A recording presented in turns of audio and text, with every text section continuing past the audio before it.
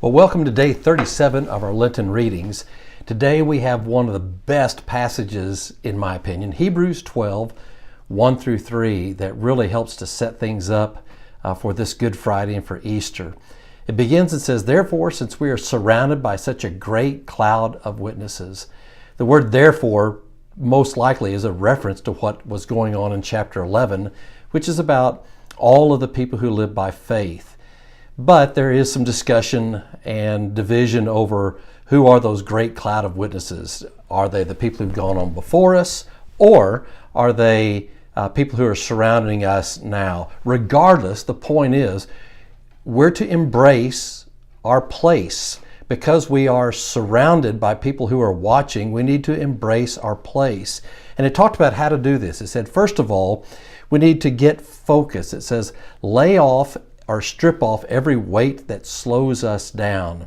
And it didn't say it's a sin yet, because it goes on to talk about that we're to lay aside also the sin. But this says lay aside everything that slows us down.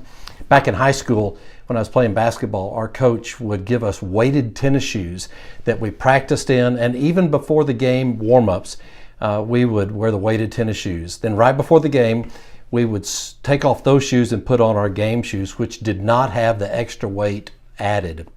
It's an amazing difference how much lighter we felt, and the difference that it had even in the game, the way we played. This passage says we're to get our priorities right, know what our values are, because when we get focused, we're able to live the way God wants us to. Secondly, it also says that we are to get rid of the sin that so easily entangles us. In other words, just get serious is what it's talking about, sin. Sin so complicates things, it clouds things. We're not able to see clearly what God wants for us. We're to confess those sins and get our hearts right with God, so that, and it says, so that we can run the race that God has set before us. This is amazing. This is why we're to live in this way. God has a race. He's got a track, a lane laid out for you and for me, and we get to live that. And the best way to run that race so that we win is that we get focused and we get serious about getting rid of the sin that slows us down.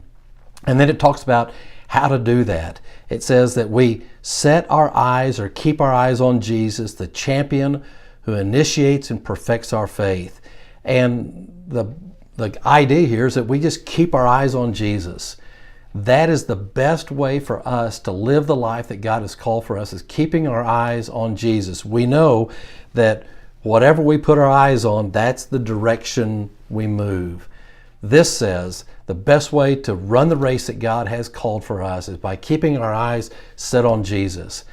This Friday night, we're going to talk about that, keeping our eyes on Jesus. What did he do? What did he say right before he died? And then the resurrection Sunday, when we celebrate, again, all eyes on Jesus.